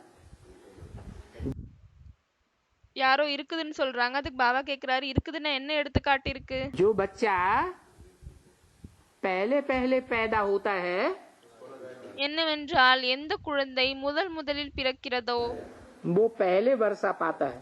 அந்த குழந்தை தான் முதலில் ஆஸ்தியை பெறுகிறது. वो तो होता है एक जन्म का वर्षा, இது வந்து ஒரு பிறவிக்கான ஆஸ்தி ஆகுகிறது. और ये 21 जन्मों का वर्षा है। மற்றும் இது 21 பிறவிக்கான ஆஸ்தி ஆகும். ये 21 जन्मों का वर्षा कौन पहले पावेंगे? இந்த 21 பிறவிக்கான ஆஸ்தியை யார் முதலில் அடைவார்கள்? जो पहले पहले मुक्ति धाम में जावेंगे। யார் வந்து முதலில் முக்தி தாமத்திற்கு செல்வார்களோ அவர்கள் தான் இந்த ஆஸ்தியை முதலில் பெறுவார்கள். दौड़ लगा के, और वही पहले सुखधाम में आवेंगे। அவர்கள் தான் ஓட்டத்தின் மூலமாக முதலில் செல்வார்கள் மற்றும் சுகதாமத்திலும் முதலில் வருவார்கள். माने बाप के घर के बच्चे जो पहले बनेंगे वो बड़ल्ले हुए, அப்படியானால் தந்தையின் வீட்டினுடைய குழந்தைகளாக யார் ஆகுறாங்களோ அவங்க வந்து பெரிய குழந்தைகள் ஆகுறாங்க. और जो बाद में बनेंगे बाप के घर में बाद में पहुंचेंगे? மற்றும் யாரு வந்து தந்தையினுடைய வீட்டுல கடைசியாக வருவார்களோ वो छोटे हुए, छोटों को वर्षा पहले मिलेगा कि बड़ों को पहले मिलेगा? அவர்கள் சிறியவர் ஆகிவிட்டார்கள். ஆகவே சிறியவர்களுக்கு முதலில் ஆஸ்தி கிடைக்கிறதா இல்லையானால் பெரியவர்களுக்கு கிடைக்குமா? जो बड़े होंगे उनको पहले वर्षा मिलेगा, யாரு பெரியவங்களாக இருப்பாங்களோ அவங்களுக்கு தான் வந்து முதலில் ஆஸ்தி கிடைக்கும். जो छोटे होंगे उनको उनको बाद में मिलेगा. யார் வந்து சிறியவர்களாக இருப்பார்களோ அவர்களுக்கு பிறகுதான் கிடைக்கும். तो स्वर्ग में भी पहले पहले हम ही देवी देवताएं आवेंगे. ஆகவே ஸ்வர்க்கத்தில் கூட முதலில் நாம் தான் தேவி தேவதைகள் வருவோம். जो देवी देवता धर्म अब प्रायः लोप हो गया है. क्या எந்த தேவி தேவதா தர்மம் இப்பொழுது காணாமல் போகிவிட்டது. पूरा लोप नहीं हुआ है, முழுமையாக காணாமல் போகவில்லை. अभी भी कुछ न कुछ है. இப்பொழுது கூட ஏதோ கொஞ்சம் வந்து மிச்சம் இருக்கிறது. भारत में अभी भी ऐसे ऐसे परिवार हैं, பாரதத்தில் இப்பொழுது கூட இப்படிப்பட்ட குடும்பங்களும் இருக்கிறது. 60-70 के संयुक्त परिवार हैं.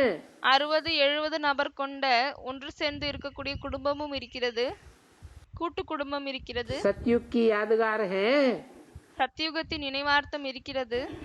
जिनका एक ही मुखिया होता है. யாருக்கு ஒரே ஒரு தலைவன் தான் இருக்காங்க.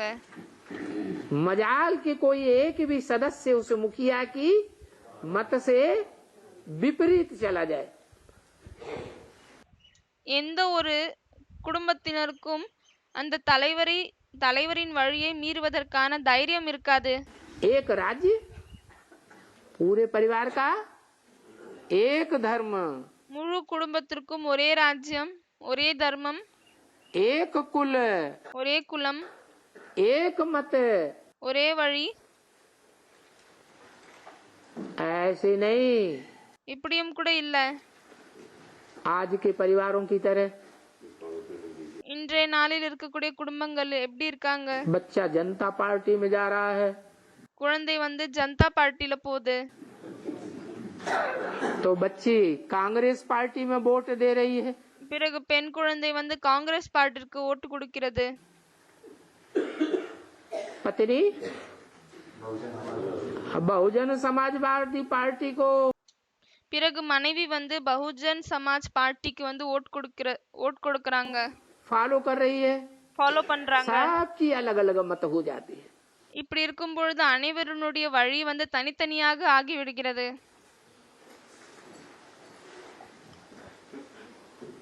तो कौन से देवी देवता सनातन धर्म के पक्के हुए, कौन से परिवार? ஆகவே எந்த குடும்பம் வந்து தேவி தேவதா சனாதன தர்மத்திற்கு பக்காவாகி இருக்கிறார்கள்?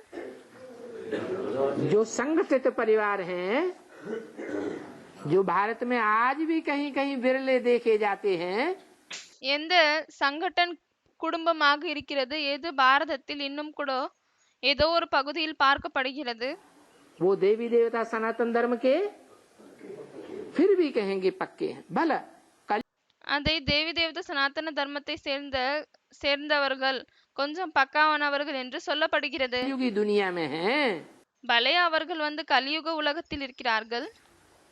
फिर भी कलयुगी दुनिया में उनके परिवार में जैसे कि स्वर्ग लगा पड़ा है. ஆனாலும் கலியுக உலகத்தில் இருந்தாலும் கூட அவர்களின் குடும்பத்தில் ஸ்வர்க்கம் இருக்கிற போல் இருக்கும். मजाल जो भाइयों भाइयों में कोई प्यार की कमी हो जाए, சகோதர சகோதரர்களுக்குள் அன்பு குறைந்துவிடும், இப்படி கூட இருக்காது. विचार का अंश भी देखने को नहीं मिलेगा. விபச்சாரத்தினுடைய ஒரு கொஞ்சம் கூட பார்ப்பதில் வராது. ऐसे ऐसे परिवार भी हैं. இப்படிப்பட்ட குடும்பங்கள் கூட இருக்கிறது. तो बताया कि वो देवी देवता धर्म अभी प्रायः लोप है, पूरा लोप नहीं है. ஆகவே சொல்லியிருக்கிறார், அந்த தேவி தேவதா தர்மம் இப்பொழுது கொஞ்சம் தான் காணாமல் போகிருக்கிறது, முழுமையாக காணாமல் போகவில்லை. अभी बाप आशीर्वाद करते हैं. இப்பொழுது தந்தை ஆசீர்வாதம் செய்கிறார். मीठे मीठे बच्चे, இனிமேலும் இனிமையான குழந்தைகளே, क्या आशीर्वाद करते हैं? என்ன ஆசீர்வாதம் செய்கிறாரு? हैं? सबसे बड़ा आशीर्वाद क्या होगा? எல்லாத்தை விட பெரிய ஆசீர்வாதம் என்னவாக இருக்கலாம்? हैं? और मनमना भाव तो ये एक जन्म का हुआ। யாரோ சொல்றாங்க மன்மனா பவ். அதுக்கு பாபா சொல்றாரு இந்த மன்மனா பவ் என்பது இந்த ஒரு பிறவிக்கானதாகும். सबसे बड़ा आशीर्वाद हुआ எல்லாத்தை விட பெரிய ஆசீர்வாதம் என்னவென்றால் सदा सुखी भव। 21 जन्म नहीं, சதா சுகி பவ, அதாவது எப்பொழுதும் சுகமாகவே இருங்கள். வெறும் 21 பிறவி மட்டுமல்ல. ऐसे नहीं कि हमको 21 जन्म का ही सुख लेना है। இப்படி இல்லை. என்னவென்றால் நமக்கு வெறும் 21 பிறவிகளுக்கு மட்டும்தான் சுகத்தை எடுத்துக்கொள்ளணும், அப்படி எதுவும் இல்லை. हमको तो बल कलयुग भी आ जाए நமக்கு பலே கலியுகம் கூட வந்து விடலாம். तो भी कलयुग में भी हम ऐसे परिवार में रहें அப்பொழுது கூட கலியுகத்திலும் நாம் இப்படிப்பட்ட குடும்பத்தில் இருக்கணும், जहाँ संगठित परिवार हो, எங்க அந்த குடும்பம் ஒன்று சேர்ந்திருக்கிறதோ, जहाँ सब सुखी हो, எங்கு அனைவருமே சுகமாக இருக்கிறார்கள், आपस में कोई भी विद्वेष न हो, ஒருத்தருக்கு ஒருத்தர் எந்த விதமான சண்டையும் இருக்கக்கூடாது. क्या ऐसा नहीं हो सकता இப்படி இருக்க முடியாதா என்ன? है? इसलिए मुरली में बोला है कि और धर्म वालों का आधा सुख और आधा दुख होता है। அதனால்தான் முரளியில் சொல்லியிருக்கிறார், மற்ற தர்மங்களை சேர்ந்தவர்களுக்கு பாதி சுகம் பாதி துக்கம் இருக்கிறது. और तुम बच्चों का कम से कम ஆனால் குழந்தைகளாகிய உங்களுக்கு 3/4 हिस्सा, पौना हिस्सा सुख और चौथाई हिस्सा दुख होता है। 3/4 சுகம் இருக்கிறது மற்றும் 1/4 துக்கம் இருக்கிறது. उसमें भी जो ज्यादा तीखे पुरुषार्थी बच्चे होंगे, அதுல கூட யார் மிகவும் அதிகமாக தீவிரமாக புருஷார்த்தம் செய்யக்கூடிய குழந்தைகளாக இருப்பார்களோ, बहुत याद करने वाले होंगे, அதிகமாக நினைவு செய்யக்கூடியவர்களாக இருப்பார்களோ, बहुत सेवाधारी होंगे, அதிகமாக சேவையை செய்யக்கூடியவர்களாக இருப்பார்களோ, वो 3/4 से भी जास्ती सुख भोगने वाले हो सकते हैं। அவர்கள் 3/4 விட அதிகமாக சுகத்தை அனுபவிக்க கூடியவர்களாகவும் இருக்கலாம். इसलिए बोला कोई कोई आत्माएं 82-83 जन्म भी सुख में रहते हैं। அதனால்தான் சொல்லியிருக்கிறார், சில ஆத்மாக்கள் 82 இல்லையானால் 83 பிறவிகள் கூட சுகத்தில் இருக்கிறார்கள் என்று. वो कौन होंगे, कितने होंगे? அது யாராக இருப்பாங்க? எத்தனை பேர் இருப்பாங்க? 8 ऐसे हैं 8 பேர் தான் அப்படி இருக்காங்க. जो सारा कल्प யாரு முழு கல்பமும் आदि से लेकर के और अंतिम 83-84वें जन्म तक भी बाप के संग के रंग में रंगे रहते। யார் ஆரம்பத்தில் இருந்து கடைசி வரை 83 எண்ணியானால் 84 பிறவிகள் வரை கூட தந்தையினுடைய சங்கத்தின் சாயத்தில் தான் மூழ்கி இருப்பார்கள். सहयोगी बन करके रहते हैं।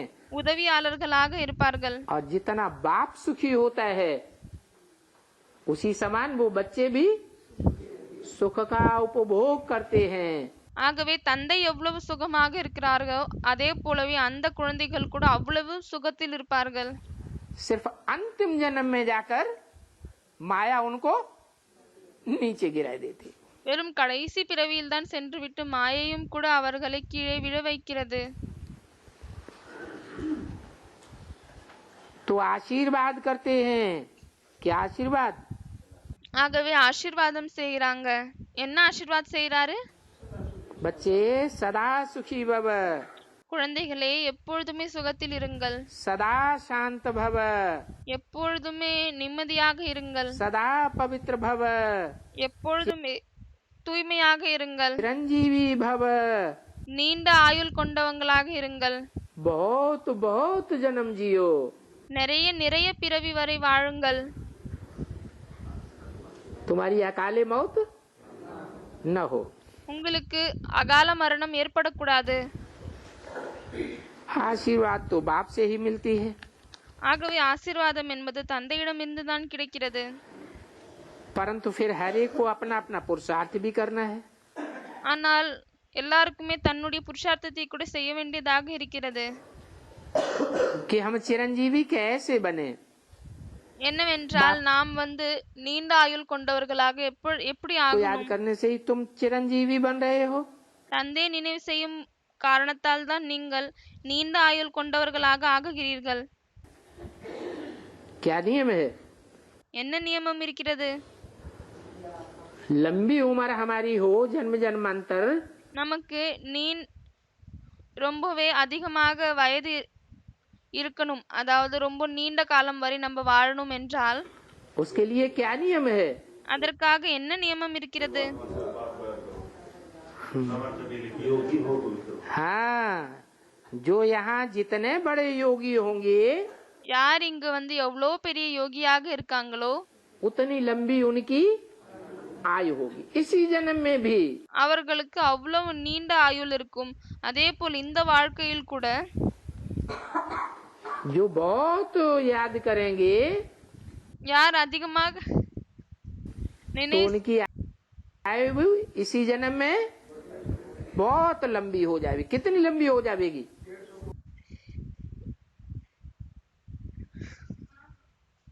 யார் அதிகமாக நினைவு செய்வார்களோ அவர்களுக்கு இந்த பிறவியில் கூட எவ்வளவு அதிகமாக ஆயுள் இருக்கும்? 150 वर्ष तो सतयुग की एवरेज एज है. 150 வருடம் என்பது சத்யுகத்தினுடைய ஆவரேஜ் ஆகும். संगम युग उससे आगे जाएगा या नीचे रहेगा. சங்கம் யுகம் அதை விட அதிகமாக இருக்குமா இல்லைனால் குறைவாக இருக்குமா? आगे होना चाहिए. இன்னுமே அதிகமாக இருக்க வேண்டும். एवरेज इसका मतलब ही होता है कि सतयुग के अंत में 150 से कम भी हो सकती है. ஆவரேஜினுடைய அர்த்தமே என்னவென்றால் சத்யுகத்தினுடைய கடைசி வரை 150 விட கம்மியாகவும் கூட இருக்கலாம். और सतयुग के आदि में 150 से ज्यादा भी हो सकती है. மற்றும் சத்யுகத்தினுடைய ஆரம்பத்தில் 150 வருடத்தை விட அதிகமாகவும் கூட இருக்கலாம். और तुम तो हो ही संगम युग में परमात्मा बाप से डायरेक्ट प्रैक्टिकल प्राप्ति करने वाले. மற்றும் நீங்கள் சங்கம் யுகத்தில் பரமாத்மா தந்தையிடமிருந்து பிராக்டிக்கலில் பிராப்தியை எடுத்துக்கொள்ளக்கூடியவர்கள் ஆவீர்கள். तो चिरंजीवी बन रहे हो. ஆகவே நீண்ட ஆயுளுடையவர்களாக ஆகிறீர்கள். ये आशीर्वाद तुमको बाप देते हैं. ब्राह्मण लोग भी இந்த ஆசீர்வாதம் உங்களுக்கு தந்தை கொடுக்கிறார். कहते हैं आयुष्मान भव. பிராமணர்களும் கூட சொல்கிறார்கள் ஆயுஷ்மான் பவ. हैं? वो ब्राह्मण भी छोटे बड़े होते हैं कि नहीं है. छोटे बड़े होते हैं नंबरवार, कोई किसी कुरी के कोई किस कुरी के.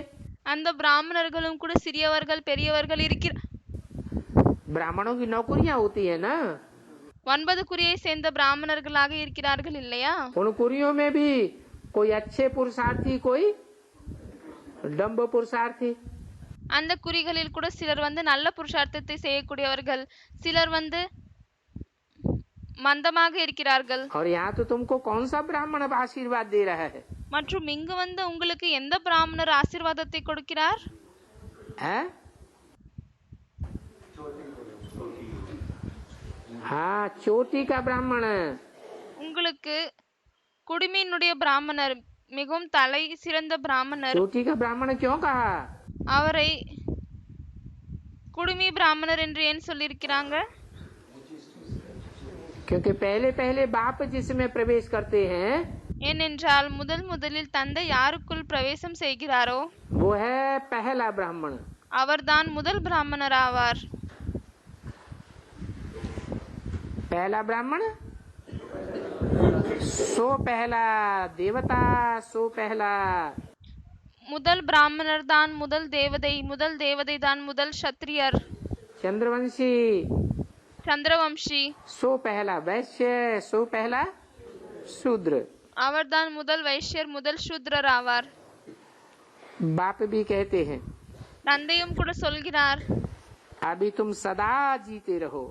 இப்பொழுது நீங்கள் எப்பொழுதுமே வாழ்ந்து கொண்டே இருங்கள். तुम भी समझते हो अभी हम चिरंजीवी बन रहे हैं. நீங்கள் கூட புரிந்து கொள்கிறீர்கள், இப்பொழுது நாம் நீண்ட ஆயுளுடையவர்களாக ஆகுகிறோம். आधा कल्प के लिए हमको कब खाल नहीं खावेगा. அரை கல்பத்திற்காக நமக்கு ஒரு பொழுதும் காலன் வந்து சாப்பிட மாட்டார். क्या आधा कल्प के लिए हमको काल कब नहीं खावेगा. हमारे अकाले मौत அரை கல்பத்திற்காக காலன் நம்மள எப்பவுமே சாப்பிட மாட்டாரு. होगी नहीं. हम அதே போல அகால மரணமும் இருக்கவே இருக்காது. इच्छा से शरीर छोड़ेंगे. நாம் தன்னுடைய விருப்பத்தின் அடிப்படையில் உடலை விடுவோம். सतयुग में मरने का नाम ही नहीं होता है. சத்தியுகத்தில் இறப்பதற்கான பெயரே இருக்காது. है? यहाँ नाम होता है क्या. இங்க வந்து பெயர் இருக்கு, என்ன मर गए. இறந்துட்டாங்கன்னு. सतयुग में नाम क्यों नहीं होता है. ஆனால் சத்தியுகத்தில் ஏன் அப்படி பெயர் இருப்பதில்லை? है? वहाँ अपन को आत्मा समझते हैं.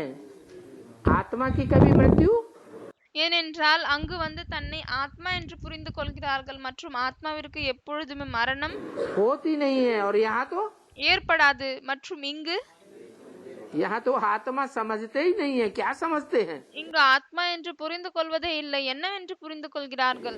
देह समझते हैं तो देह की मृत्यु होती है. तो क्या कहने में आता है.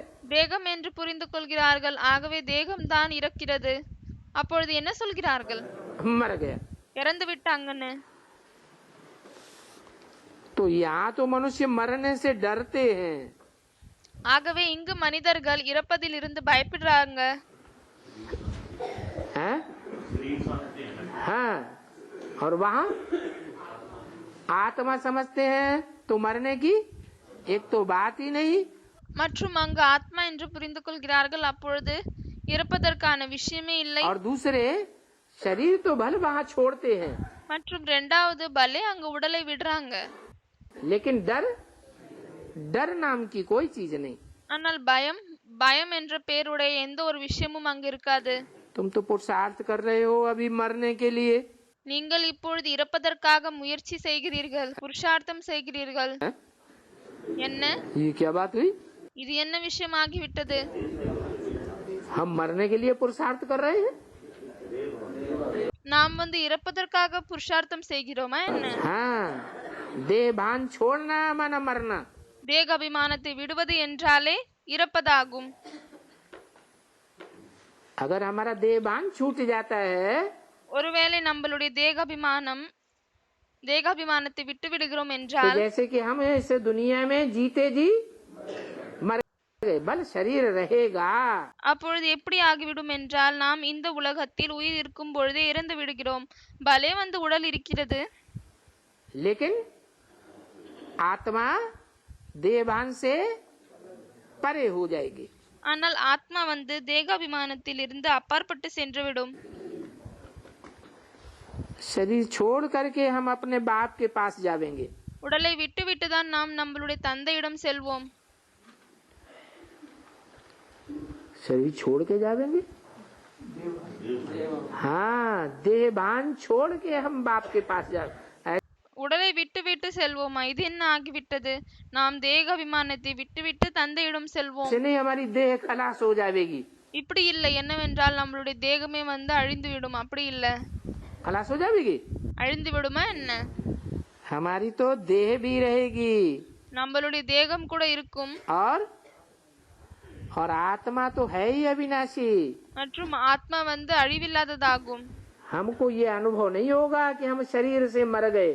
நம்மளுக்கு வந்து இது அனுபவம் ஆகாது. என்னவென்றால் நாம் உடல் மூலமாக இறந்து விட்டோம் என்று. शरीर भी हमारा सुरक्षित रहेगा. உடல் கூட நமது உடல் கூட பத்திரமாக இருக்கும். और आत्मा भी सुरक्षित रहेगी. மற்றும் இந்த ஆத்மா கூட சேஃபாக இருக்கும். स्वर्गवासी बन जावेंगे. कौन सी ஸ்வர்கவாசிகளாக ஆகிவிடுவோம். युग में? எந்த யுகத்தில்?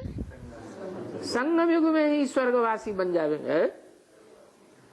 स्वर्ग சங்கம் யுகத்திலே ஸ்வர்கவாசி ஆகிவிடுவோம். सतयुग से आवेगा या ஸ்வர்கம் என்பது சத்யுகத்தில் இருந்து வருமா? से आवेगा? இல்லையானால் சங்கம் யுகத்தில் இருந்து வருமா? कैसे? சங்கம் யுகத்தில் இருந்து சொல்றாங்க. அதுக்கு பாபா கேக்குறாரு எப்படி? हाँ, स्वर्ग कहाँ गया? सही स्थिति में गया। ஸ்வர்க அப்படியானால் எங்கு சென்றாங்க? तो सही स्थिति में हम जावेंगे। சுயஸ்திதியில் சென்றார்கள். ஆகவே சுயஸ்திதியில் எப்பொழுது நாம் செல்வோமோ, कितनी देर के लिए? எத்தனை घंटे 2 घंटे के लिए? எவ்வளவு மணி நேரத்திற்காக?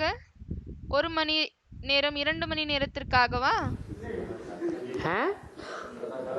24 घंटे के लिए लगातार हमारी ऐसी स्टेज बन जाएगी। 24 மணி நேரத்திற்காக நமக்கு இப்படிப்பட்ட நிலை உருவாகிவிடும். क्या हम अपन को देह नहीं समझेंगे? क्या समझेंगे? என்னவென்றால் நாம் தன்னை தேகம் என்று புரிந்து கொள்ள மாட்டோம். என்னவென்று புரிந்து கொள்வோம்? ज्योति बिंदु आत्मा ही देखेंगे। दूसरों को भी ज्योति बिंदु आत्मा के रूप में देखने के आदी हो जाएंगे। ஜோதிர்பிந்து ஆத்மா என்று தான் பார்ப்போம். மற்றவர்களை கூட ஜோதிர்பிந்து ஆத்மா என்ற ரூபத்தில் பார்ப்பதற்கு பழக்கமாகி விடுமா? तो जैसे कि हम जीते जी देहभान से मर गए। எப்பொழுது இந்த பழக்கமாகி விடுகிறதோ அப்பொழுது எப்படி ஆகுகிறது என்றால், நாம் உயிரிருக்கும் பொழுதே இந்த உடலில் இருந்து இறந்து விடுகிறோம். அப்படி ஆகுகிறது. தேக அபிமானத்தில் இருந்து இறந்து விடுகிறோம். फिर बाप के पास जावेंगे, फिर स्वर्गवासी बनेंगे। அதற்கு பிறகு தந்தையிடம் செல்கிறோம். பிறகு ஸ்வர்கவாசியாக ஆகுகிறோம். निर्वाण धाम जाने के लिए सिर्फ तुम ही पुरुषार्थ करते हो। நிர்வாண தாமம் செல்வதற்காக நீங்கள் மட்டும்தான் புருஷார்த்தத்தை செய்கிறீர்கள். क्या कहा? என்ன சொன்னாரு? है? निर्वाण धाम जाने के लिए सिर्फ तुम ही पुरुषार्थ करते हो। क्या मतलब? सिर्फ நிர்வாண தாமம் செல்வதற்காக நீங்கள் மட்டும்தான் புருஷார்த்தம் செய்கிறீர்கள். இதனுடைய அர்த்தம் என்னவாகுகிறது? सिर्फ का मतलब क्या हुआ? வெறும் நீங்கள் மட்டும்தான். ஆகவே இங்கு வெறும் என்ற வார்த்தை பாபா எதற்காக உபயோகிக்கிறார்? அதனுடைய அர்த்தம் என்னவாகுகிறது? है?